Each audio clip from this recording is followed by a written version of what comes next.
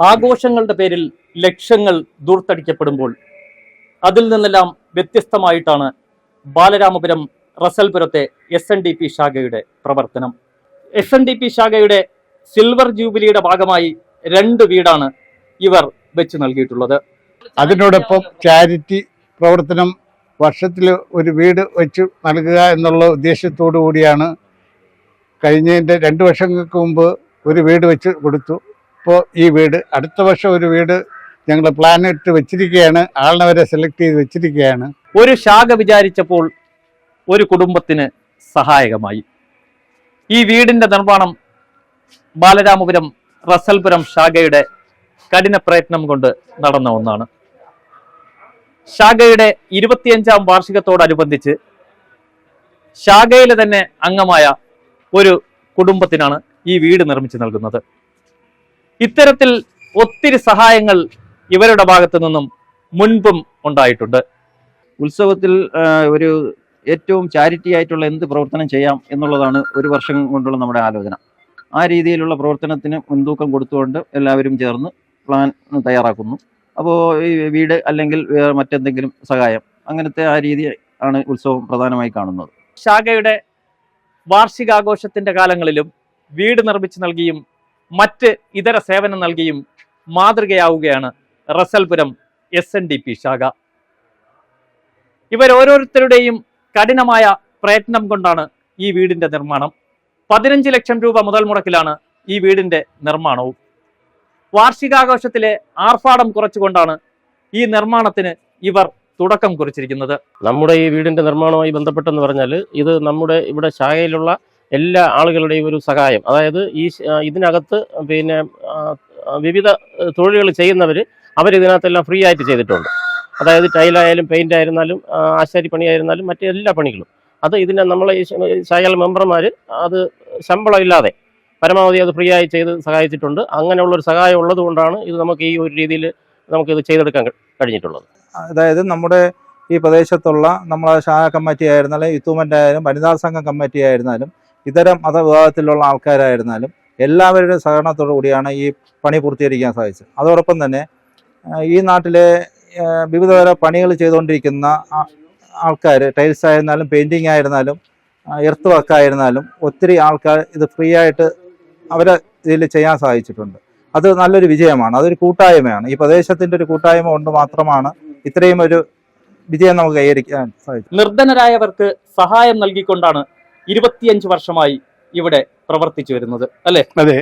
നമ്മൾ ഈ ആഘോഷത്തിന്റെ പേരിൽ ലക്ഷങ്ങൾ പാഴാക്കുമ്പോഴും അതിൽ നിന്നെല്ലാം വ്യത്യസ്തമായിട്ടാണല്ലോ ആർക്കെങ്കിലും ഒരു വീട് വെച്ചു കൊടുക്കുക, സുഖമില്ലാത്തവർക്ക് ചികിത്സാ സഹായങ്ങൾ, അങ്ങനെ പലവിധ സഹായങ്ങളും ചെയ്ത് മുന്നോട്ട് പോവുകയാണ് ഉത്സവത്തോടനുബന്ധിച്ച്. ഈ 25 വർഷമായിട്ട് ഇങ്ങനെ തന്നെയാണ് നമ്മുടെ. അതെ, എല്ലാ വർഷവും സമ്മേളന വേദിയിൽ വെച്ച് ഞങ്ങൾ ചികിത്സാ സഹായവും പല പല സഹായങ്ങളും ചെയ്തു കൊടുക്കുന്നുണ്ട്. കഴിഞ്ഞ വർഷം ഒരു വീട് വെച്ച് നൽകിയിട്ടുണ്ടല്ലോ? ചെയ്തിട്ടുണ്ട്. ഒരു വർഷത്തിൽ ഒരു വീടെങ്കിലും വെച്ചു കൊടുക്കണമെന്ന് ആഗ്രഹമുണ്ട്. നടക്കും. ഇവർ ചെയ്യുന്ന ധനസഹായത്തിന് ഒരു പ്രത്യേകതയുണ്ട്. എന്ത് ചാരിറ്റി ചെയ്താലും പ്രഹസനമില്ലാതെ ആയിരിക്കണമെന്നാണ് ഈ ശാഖയുടെ ഓരോ അംഗങ്ങളുടെയും നിർബന്ധമായ നിർദ്ദേശം. നമുക്ക് ഒരു പ്രഹസനം പാടില്ല എന്നുള്ളതാണ്. ഇന്ന് വീഡിയോ എടുക്കും, പക്ഷെ ഇത് കൈ കൊടുക്കുന്ന സമയത്ത് നമ്മൾ വീഡിയോ എടുക്കാൻ തയ്യാറുമല്ല. അവരുടെ ദാരിദ്ര്യം പുറത്തറിയിക്കാതിരിക്കുകയാണ് നമ്മുടെ ലക്ഷ്യം. 13 ലക്ഷമാണ് ഇവർ പറയുന്നതെങ്കിലും ഇവരുടെ ഓരോരുത്തരുടെയും വിയർപ്പ് ഈ കെട്ടിട നിർമ്മാണത്തിനുണ്ട്. അത്തരത്തിൽ നമ്മൾ ചിന്തിക്കുകയാണെങ്കിൽ 20 ലക്ഷത്തോളം രൂപ ഇതിന് വരും. ഹോൾസെയിൽ വിലയ്ക്കാണ് ഓരോ മെറ്റീരിയലും ഇറക്കി ഇവരുടെ സന്നദ്ധ സേവനവും ഇതിൽ ഉപയോഗപ്പെടുത്തിയാണ് ഈ വീടിന്റെ നിർമ്മാണം. ഈ ശാഖയിലെ ഓരോ വ്യക്തികളും ഇതിന്റെ കല്ല് ചുമക്കാനും മറ്റ് പദ്ധതികൾക്കുമെല്ലാം ഉണ്ടായിരുന്നു. ഇത് 650 സ്ക്വയർ ഫീറ്റ് ഉണ്ട്. 13 ലക്ഷം രൂപയ്ക്ക് മുകളിൽ ഇതിന്റെ നിർമ്മാണ ചെലവുണ്ട്. ഇതിന് മുമ്പ് വീട് വെച്ച് കൊടുത്തത് എള്ളുവിളയിലാണ്. അത് ഒരു മരത്തിൽ നിന്ന് വീണ് ജോലിയൊന്നും ചെയ്ത് ജീവിക്കാൻ നിവൃത്തിയില്ലാത്ത ഒരാളിനാണ് ആദ്യം ചെയ്തു കൊടുത്തിട്ടുള്ളത്. 15 വർഷമായ ആ ആള് കിടപ്പിലാണ്. പ്രഹസനമില്ലാത്ത പ്രവർത്തനത്തിലൂടെ മാതൃക തീർക്കുകയാണ് റസൽപുരത്തെ 813 നമ്പർ SNDP ശാഖ.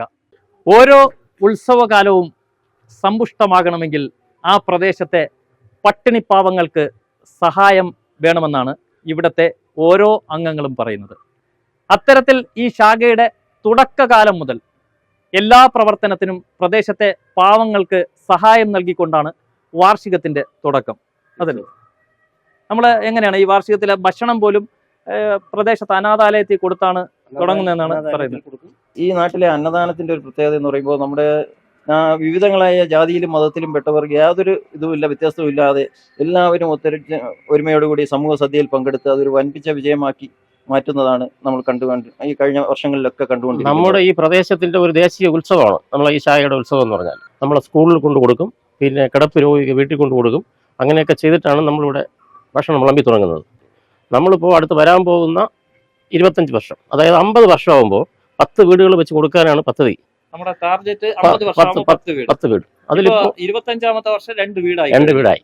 അപ്പൊ അത് 50 ആകുമ്പോഴേക്കും 10 ആക്കാനുള്ള പദ്ധതിയാണ്.